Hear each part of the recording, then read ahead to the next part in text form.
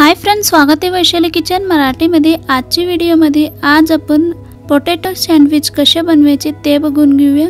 बनवायचं खूपच इजी आहे आणि खायला तर खूप जबरदस्त लागते। हा स्नॅक रेसिपी किंवा सँडविच पटकन बनून तयार होते। त्यासाठी तुम्ही संध्याकाळी चहा बनवताना नक्की हा रेसिपी ट्राय करा। चला तर मग आजची रेसिपी आपण सुरू करूया। पहिला तरी एक बाउल घ्या। यामध्ये बॉईल करून घेतलेली बटाट्याचं साल काढून यामध्ये टाकून छानपैकी मॅशरने मॅश करून घ्या व्यवस्थित।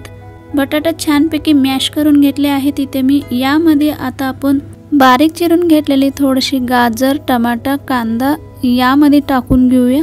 एकदम बारीक करून यामध्ये टाकून घ्यायचे आहेत। त्यानंतर 1 चम्मच बारीक चिरलेली हिरवी मिरची टाकून घ्या आणि थोडीशी हिंग, 1 छोटा चम्मच जीरा, 1 छोटा चम्मच चाट मसाला, 1 छोटा चम्मच किंवा चवीनुसार मीठ टाकून घ्या। बारीक चिरून घेतलेली थोडीशी कोथिंबीर टाकून घ्या आणि व्यवस्थित छानपैकी चम्मचने मिक्स करून घ्या। एकदा व्यवस्थित मिक्स करून झाल्यानंतर आता आपण यामध्ये थोडीशी लिंबूचा रस टाकून घेऊया।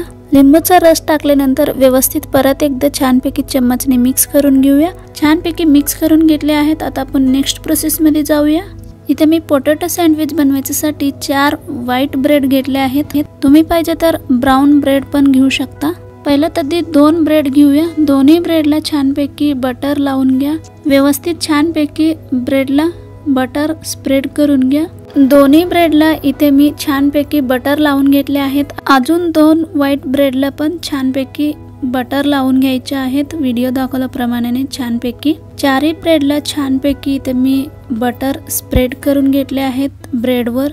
आता आपण करून घेतलेली पोटॅटो मिश्रण यामध्ये व्यवस्थित व्हिडिओ दाखवल्याप्रमाणे छानपैकी ब्रेडवर ठेवून चम्मचने छानपैकी स्प्रेड करून घ्या। दोन्ही ब्रेडवर छानपैकी पोटॅटो मिश्रण स्प्रेड करून झाल्यानंतर चम्मचने व्यवस्थित थोडीशी हलकसं दाबून घ्यायचे आहे। त्यानंतर दुसरा ब्रेड आहे ना बटर लावलेली यावर ठेवून छानपैकी हलकसं प्रेस करून घ्या हाताने। इथे मी सँडविच मेकर घेतले आहेत। यामध्ये 1 चम्मच बटर लावून घेतोय। बटर छानपैकी स्प्रेड झाल्यानंतर किंवा मेल्ट झाल्यानंतर करून घेतलेली पोटॅटो सँडविच यावर ठेवून आता आपण सँडविच मेकर बंद करून घेऊया। छानपैकी गोल्डन कलर याच्यापर्यंत फ्राय करून घेऊया किंवा रोस्ट करून घेऊया। तुम्ही पाहिजे तर तव्यावर 1 चम्मच बटर टाकून छानपैकी असं व्हिडिओ दाखवल्याप्रमाणे गोल्डन कलर याच्यापर्यंत फ्राय करून घेऊ शकता। इथे मी सँडविच मेकरमध्ये ठेवून छानपैकी गोल्डन कलर याच्यापर्यंत फ्राय करून घेतले आहेत। तुम्ही इथे पाहू शकता मस्तपैकी आपला पोटॅटो सँडविच रेडी आहेत। तुम्हाला हा पोटॅटो सँडविच कट करून पण दाखवते। खूप छानपैकी इझी कट होते। तुम्ही इथे पाहू शकता। लहान मुलांना खूपच सँडविच आवडतोय। फक्त बटाटा बॉईल करून ठेवले तर पटकन लहान मुलं स्कूलवरून आल्यानंतर अशा पटकन पोटॅटो सँडविच बनवून देऊ शकता। पोटॅटो सँडविच बनवायचं खूपच इझी आहे। तुम्ही नक्की संध्याकाळी चहाबरोबर ट्राय करा, खूपच आवडेल।